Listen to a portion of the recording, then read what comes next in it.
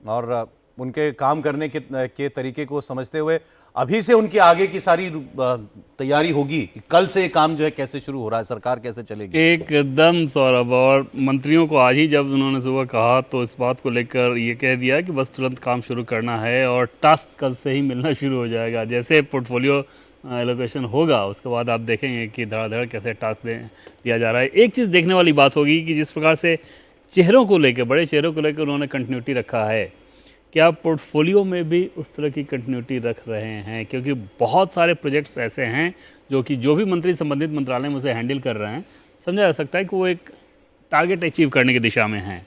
और अगर वहाँ पर कोई बहुत ज़्यादा फेरबदल किया जाता है तो वो देखने वाली बात होगी। अभी तक तो इंडिकेशन ऐसा दिख रहा है कि जिस तरह से नामों को रखा गया है कि शायद कोई बहुत क्रांतिकारी बदलाव जैसी चीज़ नज़र ना आए नीचे के मंत्रिमंडल में। जी, जैसे अब आप अमित शाह हैं तो मानकर चला जा सकता है, ऊपर तो छोड़ दीजिए, सीसीएस तो छोड़ दीजिए, 4 छोड़ ही दें। हाँ, सीसीएस तो छोड़ के उसके बाद फिर बात करते हैं।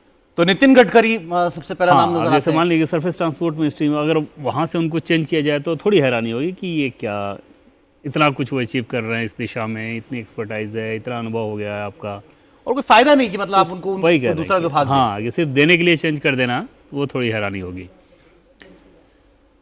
इनके अलावा आज 2 बड़े नाम और आ गए, शिवराज सिंह चौहान का, मनोहर लाल खट्टर का। इनको देखना होगा क्या जिम्मेदारी प्रधानमंत्री देते हैं। हाँ, और दोनों पूर्व मुख्यमंत्री हैं तो उस हिसाब से महत्वपूर्ण महकमा देना ठीक रहेगा, क्योंकि वो अपने साथ एक लंबा एक्सपीरियंस लेके आ रहे हैं। बिल्कुल बिल्कुल। और पुराने मंत्रियों में आप देखें अगर तो एक और बड़े नाम की चर्चा कर लेते हैं, नड्डा जी की।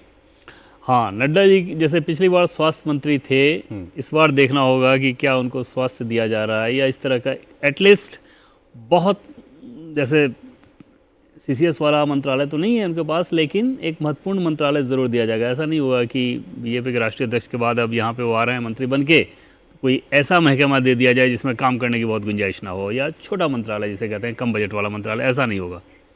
अभी आप तस्वीरों में देख रहे हैं जितने विदेशी मेहमान बुलाए गए हैं, भूटान से, मालदीव से, बांग्लादेश से, नेपाल से, उन सब लोगों का परिचय राष्ट्रपति के साथ, प्रधानमंत्री के साथ कराया जा रहा है। तस्वीर फिर एक खींची जा रही है उन सभी विदेशी मेहमानों के साथ।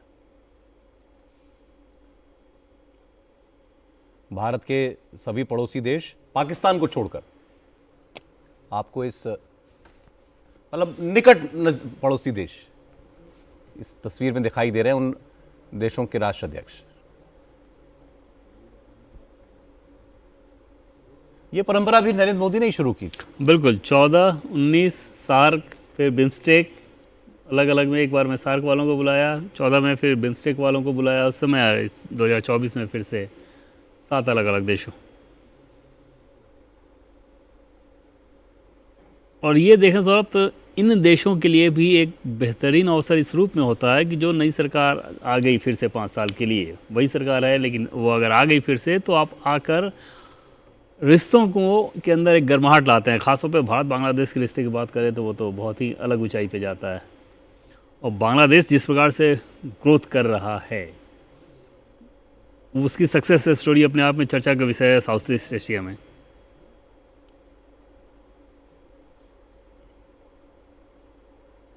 प्रधानमंत्री नरेंद्र मोदी आज के मेहमानों को भी सौरभ आप देखें तो इसमें श्रमजीवी भी थे, सफाई कर्मी भी थे, मन की बात में जिनका जिक्र हुआ था वो भी थे, नमो ऐप के मार्फत जो लोग संपर्क में रहते हैं वो भी थे, मतलब कारीगर भी थे। कोशिश ये की गई थी कि हर एक वर्ग के लोगों को यहाँ को बुला के लाया जाए। 2014 से मैं देख रहा हूँ कि प्रधानमंत्री मोदी जब भी कोई फंक्शन करते हैं तो वो स्टीरियोटाइप नहीं होता, उनकी ये कोशिश रहती है कि ज़्यादा से ज़्यादा उसको कलरफुल इस रूप में बनाया जाए कि हर वर्ग के कुछ न कुछ प्रतिनिधि वहाँ पे रहें।